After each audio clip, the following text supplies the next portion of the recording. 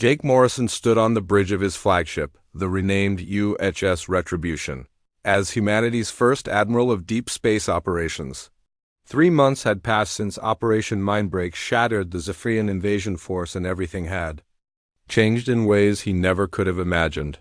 The resistance movement that started with 43 miners hiding in space debris had become the foundation for humanity's expansion into the galaxy. The bridge around him buzzed with activity as officers coordinated operations across multiple star systems.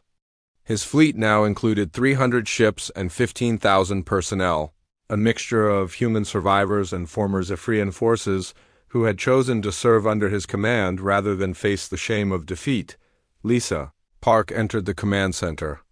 With reports from the shipbuilding facilities that had been established throughout the asteroid belt. Admiral, the first batch of purpose-built warships is ready for testing. We have successfully integrated Zephyrian shield technology with human weapon systems, and the results exceed all expectations. Jake studied the technical specifications for the new vessels that represented a quantum leap in human military capability. The ships were larger and more powerful than anything humanity had built before, designed specifically for combat against alien forces with technology that neither species could have developed alone. How many ships can we produce per month with our current facilities? Jake asked while reviewing the production schedules. 12 heavy cruisers and 36 escort frigates if we maintain current resource allocation. Dr. Cross estimates we can double that output once the automated mining operations are fully online. Dr. Helen Cross had been promoted to head the new Xenobiological Warfare Division, where she developed countermeasures against other alien species that intelligence reports indicated were part of a larger coalition called the Dominion. Her research into captured alien technology had revolutionized human understanding of biological warfare and neural interface systems. Admiral, we have incoming transmissions from Earth Command, Ryan Bell announced from his communication station. They are requesting a full briefing on our military capabilities and strategic intentions. Jake had been expecting this conversation for weeks. Earth's government had initially been skeptical of his unconventional methods, but the complete defeat of the Zephyrian invasion force had gained their full attention and support. Now they wanted to understand how a mining captain had become the architect of humanity's first interstellar military empire. Commander Kate Ross approached with intelligence reports from their scout ships that were exploring systems beyond human space. Jake, our reconnaissance teams have confirmed the existence of at least 6 other alien civilizations in this sector. Most appear to be part of the Dominion alliance that the Zephyrians belong to. What kind of threat assessment are we looking at? Jake asked while studying the star charts that showed potential enemy positions, unknown at this point. The Zephyrians were apparently just one member species in a much larger imperial structure. Our prisoner interrogation suggests the Dominion controls hundreds of worlds and dozens of different alien races. Jake felt the weight of responsibility settling on his shoulders as he realized the scope of what humanity was facing. The victory against the Zephyrians had been just the beginning of a larger conflict that would determine whether humans became a major power in the galaxy or remained isolated on the edge of space. Tech Adept Shelkar, the captured Zephyrian communication officer who had become an unofficial advisor to the human fleet, provided crucial intelligence about Dominion military structure and political dynamics. The warrior caste respects strength above all other considerations, the alien explained, through its translation device. Admiral Morrison's victory has established human reputation throughout this sector. Will other Dominion species attempt to invade human space? Jake asked. Unlikely in the immediate future. The destruction of our invasion force has created uncertainty about human military capabilities. The Dominion Council will want more information before committing additional resources to this sector. That gave Jake time to build up human defenses and expand their fleet, but he knew the respite would not last forever. Eventually, the Dominion would send larger forces to crush humanity before they could become a serious threat to alien control of the galaxy. Lisa Park had been working with captured alien engineers to develop new weapons and defensive systems that combine the best features of human and Zephyrian technology. Admiral, we have successfully reverse-engineered their quantum communication system. We can now coordinate our fleet operations across multiple star systems in real time. Dr. Cross had made even more significant breakthroughs in understanding alien biological systems. I have identified genetic markers that seem to be common among Dominion species. If we can develop targeted biological weapons, we might be able to defend against multiple alien races simultaneously. Jake gathered his senior staff for a strategic planning session that would determine humanity's future direction. The decisions they made would affect billions of people and potentially change the balance of power throughout the galaxy. Our immediate priority is expanding human presence in nearby star systems, Jake announced while studying the tactical displays. We need mining bases, shipbuilding facilities, and defensive installations that can support a larger fleet. Commander Ross coordinated the military expansion while Lisa Park focused on technological development and Dr. Cross continued her research into alien weaknesses. Ryan Bell established communication networks with Earth's government and other human colonies. To ensure a unified command structure, the transformation had been remarkable. Jake looked around the command center at officers who had once been miners, engineers, and technicians but had become the leadership core of humanity's first interstellar military force. They had learned to fight against impossible odds and won. Through determination, adaptability, and refusal to surrender. Admiral, we are receiving priority transmission from Earth Command, Ryan Bell announced. They are officially recognizing your authority as Commander of Deep Space Operations with full autonomy to defend human interests beyond the solar system. Jake accepted the promotion knowing it came with enormous responsibility. He was no longer just leading a resistance movement, he was building the foundation for human expansion into a hostile galaxy filled with alien empires that viewed humanity as a threat to be eliminated. As he looked out at the stars through the bridge windows, Jake Morrison reflected on the journey that had brought him from mining captain to admiral of humanity's space fleet. The convoy attack that had seemed like a disaster had become the catalyst for something greater than anyone could have imagined. The species that had survived the impossible was ready to show the galaxy what humans could accomplish when they refused to accept defeat. Jake had built an army from nothing, and now he would use it to ensure that humanity's future among the stars would be written on their own terms. The real war for humanity's place in the galaxy was just beginning, but Jake Morrison and his fleet were ready for whatever challenges lay ahead in the darkness between the stars. Jake Morrison stood in the command center of Freedom's Edge as his fleet prepared for Operation Mindbreak, the coordinated assault that would either save humanity or destroy the resistance completely. Dr. Helen Cross had spent weeks perfecting the quantum virus that would sever the Zephyrian connection to their homeworld, but they would only get one chance to make it work. The plan required simultaneous attacks on 12 communication hubs spread across human space, with Jake's forces hitting the primary array on Titan 7 while other resistance cells struck secondary targets. Commander Kate Ross had divided their fleet into attack groups that would strike at exactly the same moment to prevent the aliens from adapting their defenses. All teams report ready status, Ryan Bell announced from his communication station. The young man had survived multiple battles and become one of Jake's most trusted officers. We have confirmation from resistance cells at Mars Station, Europa Base, and the Ceres colonies. Jake looked at the tactical display showing over 100 ships under his command, a mixture of captured alien vessels and upgraded human ships. 6 months ago, he had been a simple mining captain with a crew of 43 people. Now he commanded the largest military force in human space. Lisa Park made final adjustments to the quantum virus delivery system that Dr. Cross had designed. The virus is loaded and ready for transmission. Once we access their communication array, we will have maybe 30 seconds before their security systems detect the intrusion. That should be enough time, Dr. Cross said while monitoring the biological readings from their captured Zephyrian communication officer.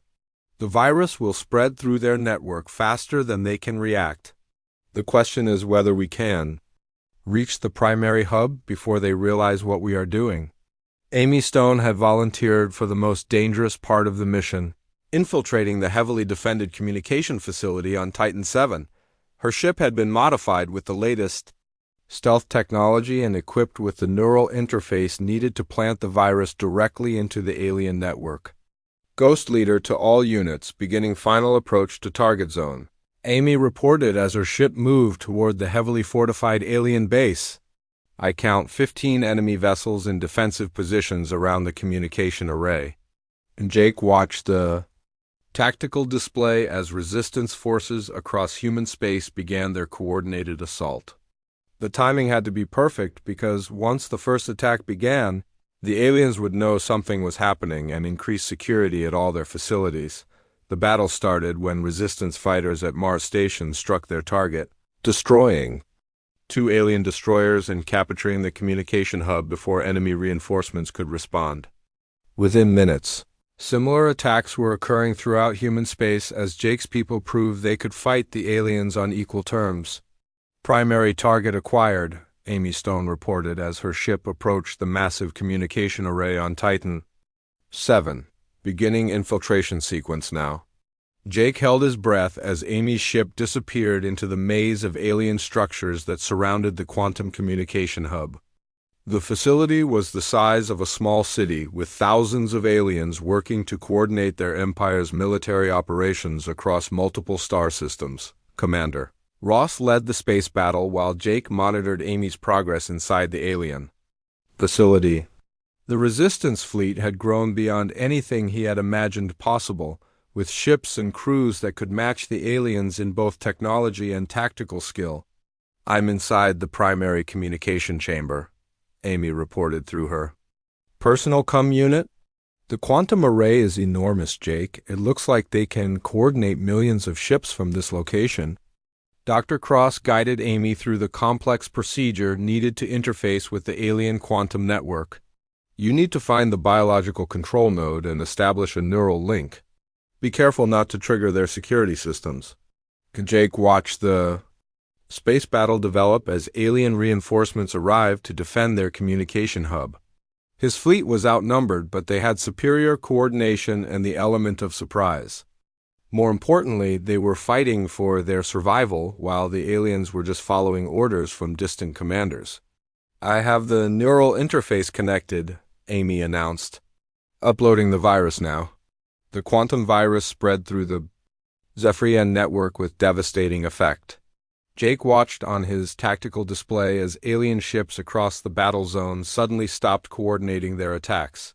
The perfect formations that had made them nearly invincible began to break apart as individual commanders lost contact with their central command. It's working, Dr. Cross shouted with excitement. The quantum link is collapsing throughout their entire fleet. They are losing coordination at every level. Jake saw his opportunity and took it. All units, press the attack now. Target their command ships while they are confused. The Resistance fleet struck with precision and fury, destroying alien vessels that could no longer work together effectively. Without their quantum coordination, the technologically superior aliens proved vulnerable to human adaptability and tactical thinking. Amy Stone's final transmission came as she completed her mission inside the communication facility. Virus is fully deployed, Jake. The entire network is going down. Make this count. Her ship exploded as alien security forces finally reached the communication chamber, but the damage was already done. The quantum virus had spread throughout the Zephyrian network, severing their connection to the homeworld and leaving thousands of ships stranded without central coordination. Jake watched in amazement as the alien fleet began fighting among itself. Different castes and factions that had been held together by the quantum network started reverting to ancient territorial instincts. Warrior ships attacked logistics vessels while communication cruisers fled the battle zone in confusion. Jake, we are receiving surrender transmissions from multiple alien vessels, Ryan Bell reported with disbelief in his voice. They are requesting terms for honorable defeat? Commander Ross coordinated the space battle as human forces pressed their advantage against the disorganized alien fleet. Within hours, they had destroyed or captured 60% of the Zephyrian invasion force, turning a hopeless defensive action into humanity's greatest military victory. The captured alien officer, Tech Adept Shelkar, provided crucial information about accepting Zephyrian surrenders according to their honor codes. Many aliens chose to join human forces rather than face the shame of defeat, recognizing Jake's leadership as legitimate under their warrior culture. As Jake stood on the bridge of Freedom's Edge watching the remnants of the alien fleet retreat toward deep space, he realized that everything had changed. Humanity was no longer fighting for survival. They were building the foundation for an empire that would never again be caught defenseless. The impossible victory had cost them dearly, with Amy Stone and dozens of other heroes giving their lives for freedom, but they had proven that humans could not only survive against superior enemies but defeat them through determination and ingenuity. Jake looked out at the stars, knowing that the real war was just beginning. But for the first time since the invasion started, he believed humanity could win. Jake Morrison walked through the command center of the captured Zephyrian mothership that his people had renamed Freedom's Edge. 6 months had passed since the convoy attack, and his small group of miners had grown into a legitimate military force with over 2,000 people and 50 vessels. The aliens had started calling him the Ghost Admiral because his fleet could strike anywhere without warning and disappear before reinforcements arrived.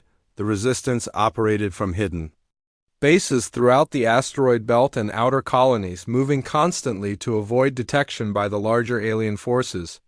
Jake had learned to think like a guerrilla fighter, hitting supply lines and isolated patrols while avoiding direct confrontation with the main Zephyrian fleet. Commander Kate Ross entered the command center with disturbing news from their intelligence network.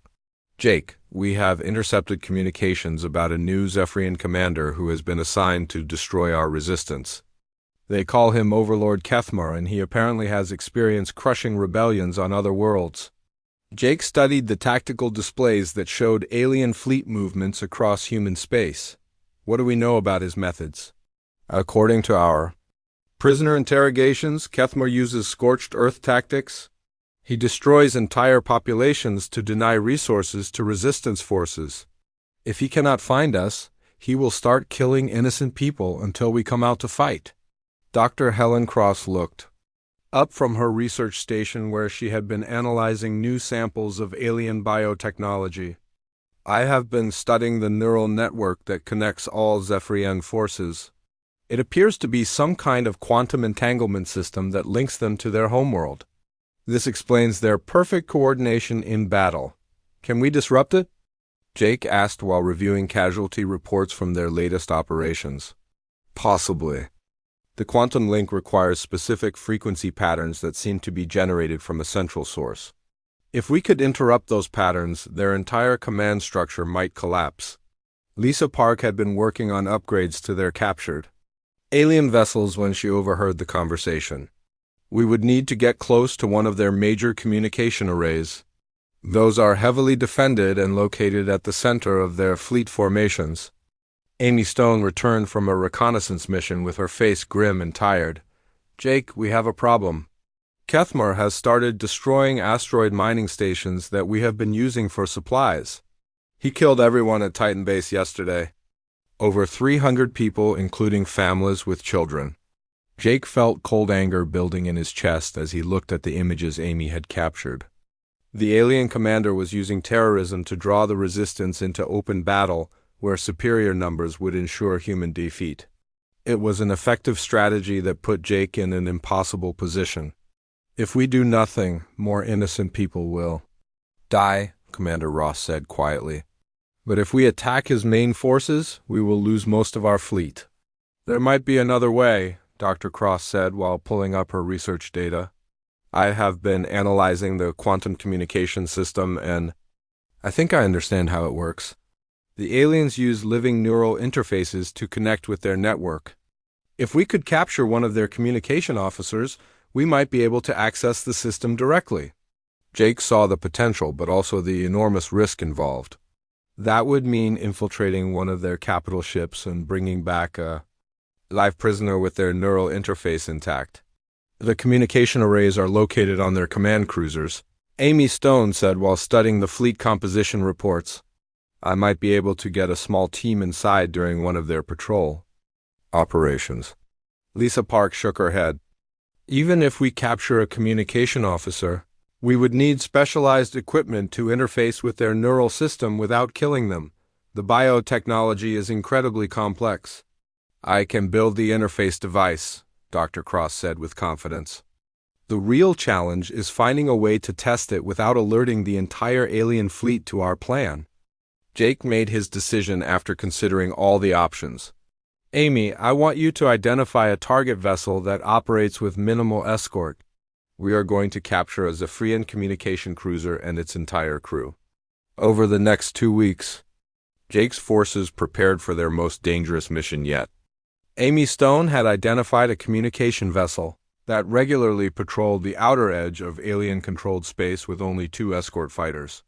The ship contained the quantum communication array they needed along with the specialized personnel who operated it. The assault required perfect timing and coordination between multiple resistance ships. Commander Ross led the main attack force while Jake personally commanded the boarding operation. Lisa Park had modified their ships with the latest alien shield technology while Dr. Cross prepared the neural interface equipment needed to access the quantum network. The battle began when Amy Stone's fighters disabled the escort vessels with electromagnetic pulse weapons. The communication cruiser tried to escape, but Lisa's shield modifications allowed the human ships to withstand its energy weapons long enough to disable its engines. Jake led the boarding party through the alien ship's corridors while fighting desperate Zephyrian defenders. The aliens fought with incredible coordination until Dr. Cross activated her neural disruption device, breaking their quantum link and leaving them confused and disorganized.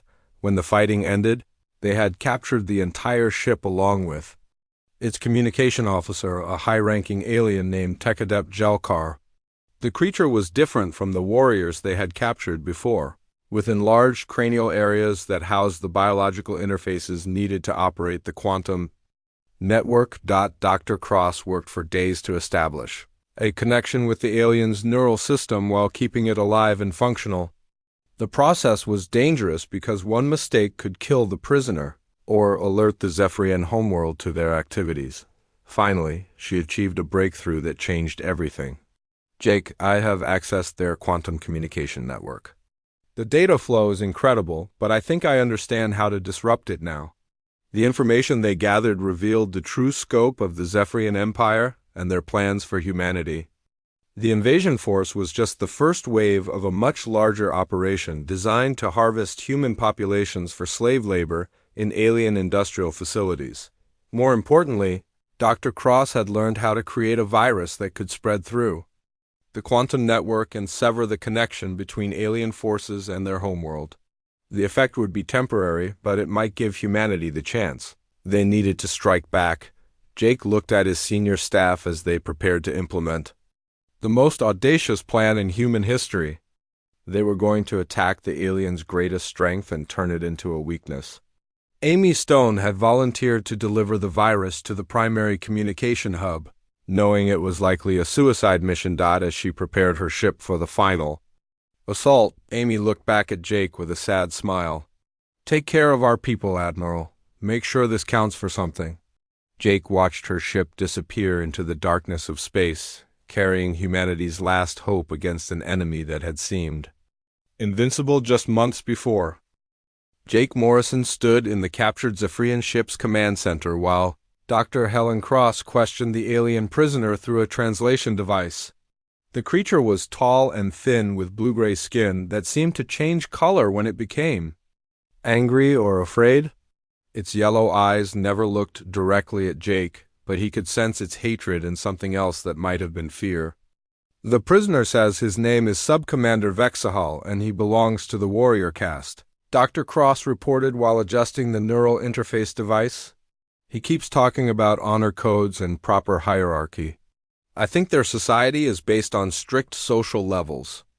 Ask him about their military structure and how many ships they have in this sector, Jake said while studying the alien bridge controls that Lisa Park was trying to understand. The alien spoke in its strange, clicking language, and the translation device converted it to human words. A mining slave does not deserve to know the glory of Zephyrian military power. You will all be processed and assigned work duties when the main fleet arrives. Jake stepped closer to the prisoner. Your main fleet is not here yet. We destroyed your patrol ships and captured your supply vessel. That does not sound very glorious to me. The alien's skin color changed to a darker shade of blue, which Dr. Cross had learned indicated anger or shame. Impossible. Humans are weak creatures who cannot fight. The reports must be wrong. Show him the weapon fragments from his destroyed fighters, Jake told Lisa. When Lisa brought the melted pieces of Zephyrian hull plating and weapon systems, the alien prisoner became very quiet.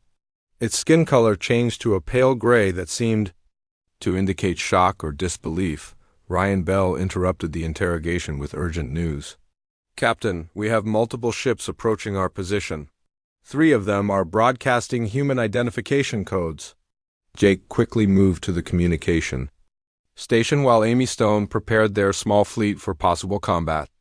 The approaching vessels turned out to be survivors from the outer colonies, who had heard about Jake's resistance through underground channels. Commander Kate Ross arrived aboard the damaged destroyer, Defiant, along with 2 escort frigates and the remnants of what had once been the 7th Colonial Defense Fleet. She was a professional military officer who had lost most of her command, trying to evacuate civilian populations from destroyed worlds. Captain Morrison, I have orders from Earth Command to gather all surviving military assets for a defensive action at the Mars orbital platforms, Commander Ross said during their first meeting aboard the Starlight Horizon. Jake looked at the woman's tired face and saw the same determination that drove his own people. Commander, with respect, Earth Command does not understand what we are dealing with out here. The aliens are not just invading, they are setting up permanent bases and supply lines. If we fall back to Mars, they will have months to prepare for the final assault. My orders are clear, Captain. All surviving vessels are to return to Earth space immediately. And what about the thousands of people still trapped in the outer colonies? What about the alien supply bases that are building? More ships every day? We have a chance to disrupt their operations if we act now. Commander Ross studied the tactical displays that showed Jake's recent victories against alien patrols. You have been fighting them for 2 months with mining ships and civilian crews. How many people have you lost? 17 killed in action, 34 wounded. But we have destroyed 12 alien fighters and captured 2 supply ships. More importantly, we have learned how to fight them. The discussion continued for hours as Jake showed Commander Ross the captured alien technology and the modifications that Lisa Park had made to their human ships. Dr. Cross demonstrated the electromagnetic pulse weapons that could disable alien bio-armor and disrupt their communication systems. Finally, Commander Ross made her decision. Captain Morrison, I am officially placing the remnants of the 7th Fleet under your command for joint resistance operations. Earth Command will not like this, but you have achieved more in 2 months than our regular forces managed in the entire war. The combined fleet now included 15 ships and over 800 people with real military training to supplement Jake's miners and engineers. Commander Ross brought discipline and tactical knowledge while Jake provided the innovative thinking and alien technology that made victory possible. Their first major operation targeted a Zephyrian supply depot that was being built in the asteroid belt near Ceres Station. Intelligence gathered from captured aliens revealed that this facility would become a major staging area for attacks on Earth's outer defenses. Jake planned the assault like a mining operation with multiple teams working in coordination to achieve maximum efficiency. Amy Stone led the fighter attack that would disable the depot's defensive weapons while Commander Ross commanded the main assault force. Lisa Park's hybrid human-alien weapons would punch through enemy shields, while Dr. Cross's electromagnetic weapons disrupted alien coordination. The battle lasted 6 hours and resulted In complete victory for the human resistance, they destroyed the entire supply depot along with 3 alien destroyers and captured enough advanced technology to upgrade their entire fleet. The cost was heavy, with Ryan Bell sacrificing his ship to ensure the mission succeeded. But they had proven that humans could defeat the aliens in large-scale combat. As Jake watched the destroyed alien facility burning in space, he received communication from survivor groups across the Outer Rim. Word of the victory was spreading and more people wanted to join the resistance every day.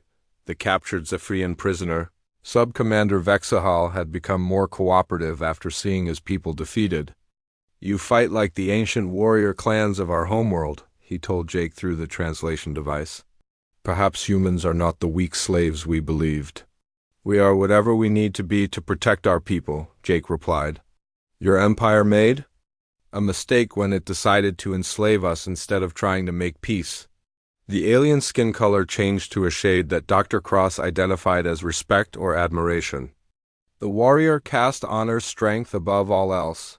You have shown strength that demands recognition."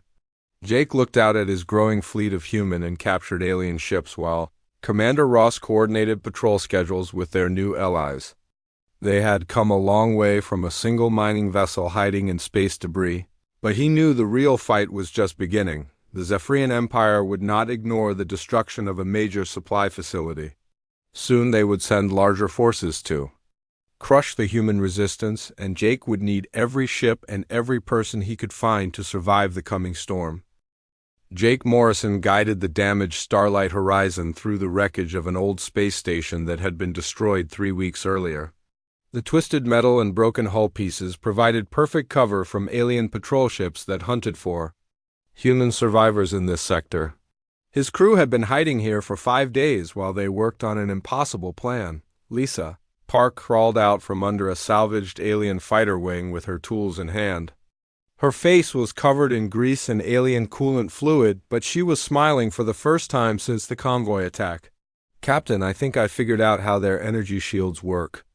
The technology is completely different from ours, but the basic principles are the same."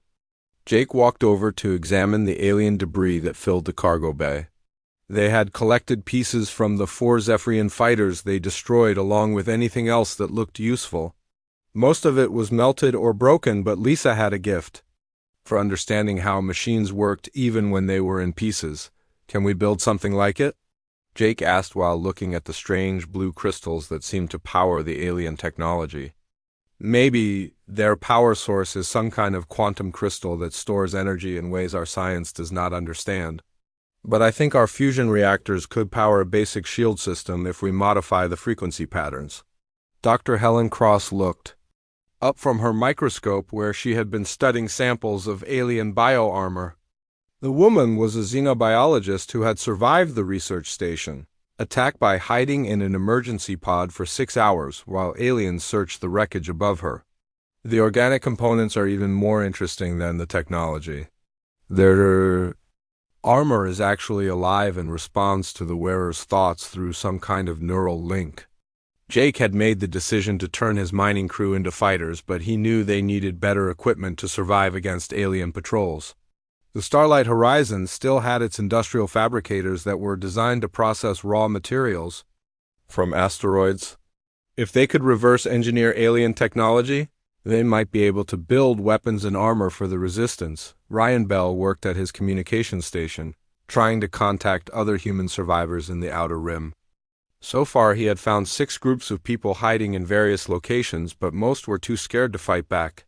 "Captain, I have a transmission from the mining station on Series 7. They say they have 30 people and some basic weapons, but they are running out of food. Tell them we will send a supply drop if they are willing to join our resistance," Jake replied. "We need every person who is willing to fight." Amy Stone returned from a scouting mission in a modified mining pod that had been fitted with better sensors and stealth equipment. The former military pilot had been mapping alien patrol routes and looking for weaknesses in their formations. "The aliens are getting more careful. They travel in groups of at least 6 ships now, and they have started using different flight patterns." Jake gathered his senior staff around the main planning table where they had been working on resistance. Strategies. We cannot hide forever.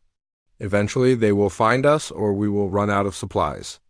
We need to start hitting back at their forces while building up our own capabilities.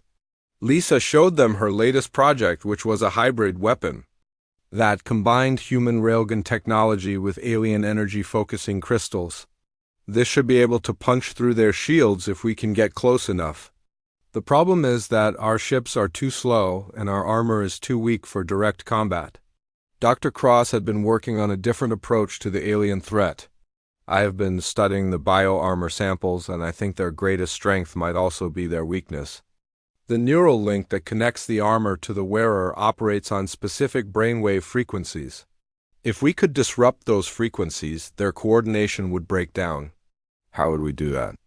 Jake asked while studying the biological readings. On her screen, electromagnetic pulses targeted at their neural frequency. It would not kill them, but it would make their armor stop working and break their group communication.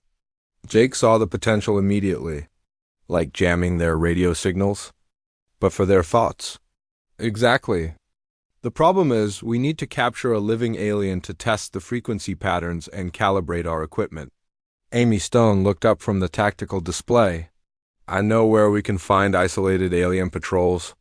There is a supply route they use through the asteroid belt where single ships carry equipment between their larger bases. Jake made his decision quickly. We are going to capture an alien ship and its crew. Lisa, how long do you need to finish the shield modifications on our ship? 2 more days if Dr. Cross helps me with the bio-neural interfaces. Amy, find us a target that we can take without alerting their main forces. Ryan, contact all the survivor groups and tell them we are starting active resistance operations. Anyone who wants to join us should meet at coordinates I will provide. Over the next week, Jake's small resistance grew from 1 ship to 5 vessels as survivors answered his call for fighters. The crews were mostly miners, engineers, and technicians, but they all shared the same desperate determination to fight back against the alien invasion. Their first real combat mission targeted a lone Zephyrian supply ship that was carrying equipment through an asteroid field. Jake's people had studied the alien patrol schedules for days, and they knew this ship would be alone for at least an hour. The attack went better than anyone expected. Lisa's modified shields held against alien energy weapons while Amy piloted the Starlight Horizon through a complex attack pattern that confused the enemy targeting systems. Dr. Cross's electromagnetic pulse device worked perfectly, shutting down the alien bio-armor and leaving the crew helpless. When it was over, they had captured an intact Zephyrian vessel along with its crew of 6 aliens. More importantly, they had proven to themselves and other survivors that the aliens could be beaten. Jake looked at his growing fleet of resistance ships and knew they were just getting started. The aliens had made one critical mistake when they decided to enslave humanity instead of simply destroying them. They had given humans time to adapt and fight back. Jake Morrison was going to make sure they regretted that decision. Jake Morrison watched the radar screen with growing fear as 12 red dots moved toward his mining convoy. The Starlight Horizon was the biggest ship in their group, but it was still just a mining vessel with basic shields and no real weapons. The other 11 ships carried families and workers from the outer colonies who were trying to reach Earth before the alien invasion arrived. The aliens called themselves the Zephyrian Empire, and they had been destroying human settlements for 3 weeks now. Their ships were fast and deadly with energy weapons that could cut through human armor like paper. Every report from the Outer Rim told the same story of complete destruction and no survivors. Jake had been a mining captain for 15 years, and he knew space better than most people. He could read the movement patterns of those alien ships, and he knew they were about to attack. The convoy was still 2 days away from the safety of Earth's defense grid, and the aliens would catch them long before that. Captain Morrison, we have incoming transmission from the lead alien vessel, said Ryan Bell from his communication station. The young man's voice shook with nervous energy as he adjusted his headset. Put it through, Jake replied while studying the tactical display. The alien ships were moving in a perfect formation that showed they had done this many times before, the main screen filled with the image of a tall, alien creature with blue-gray skin and yellow eyes that seemed to glow in the dark. When it spoke, the translation software made its voice sound cold and mechanical. Human vessels, you will surrender immediately or face destruction. Your ships and cargo belong to the Zephyrian Empire now. Resistance is pointless. Jake looked around his bridge, at his crew of miners and engineers. These were good people who had spent their lives digging rocks from asteroids and fixing machines. They were not soldiers, but they had families on the other ships and nowhere else to run. This is Captain Morrison of the Starlight Horizon. We are civilian vessels carrying refugees. We pose no threat to your empire. The alien commander made a sound that might have been laughter. All humans are threats. Your species refuses to accept proper order. You will be processed and assigned work duties in our labor camps. Jake felt cold anger rise in his chest. He had heard the stories from the few survivors who made it back from destroyed colonies.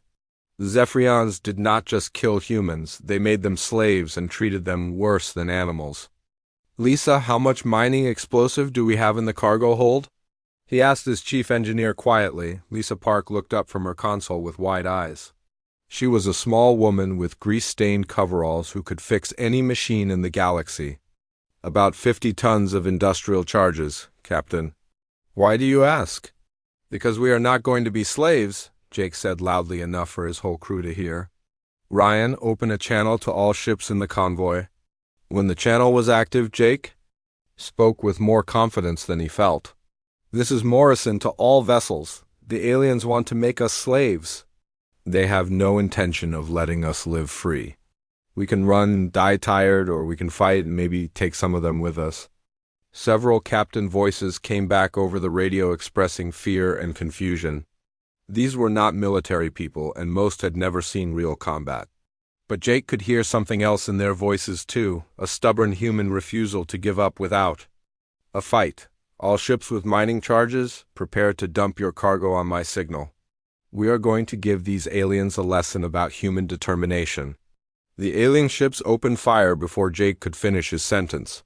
Bright energy beams cut through space and struck the cargo vessel Happy Fortune. The ship exploded in a ball of fire and metal that lit up the darkness. 43 people died in that first blast, including 2 families with small children. All ships, evasive maneuvers now, Jake shouted as he grabbed the pilot controls. The Starlight Horizon was not built for combat flying, but Jake pushed the engines past their safety limits anyway. The convoy scattered in different directions as more alien weapons fired. The passenger ship New Dawn took a direct hit to its engine section and began spinning out of control. Jake watched 3 more vessels die in the next few minutes as the aliens picked them off one by one. Captain, we have 2 alien fighters coming. Right at us, called out Amy Stone from the sensor station. She was a former military pilot who had joined the mining crew after leaving the service. Jake saw his chance and took it. Lisa, dump all mining charges directly ahead of us, maximum spread pattern. Sir, that will create a debris field we cannot escape from. Do it now. 50 tons of industrial explosives scattered into space just as the 2 alien fighters came within range. Jake waited until the last possible second, then triggered the charges with a mining laser. The explosion was bigger than anything he had ever seen.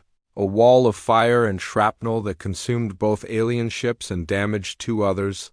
The Starlight Horizon flew through the debris field with its shields screaming warnings and hull plates buckling from the impact. When they came out the other side, Jake saw that only his ship remained from the entire convoy. 11 other vessels and over 400 people were gone, but they had destroyed 4 alien fighters and proved that humans could fight back against impossible odds. Jake looked at his surviving crew of 43 miners and engineers and made a decision that would change everything. They were not going home to report this disaster. They were going to stay and fight.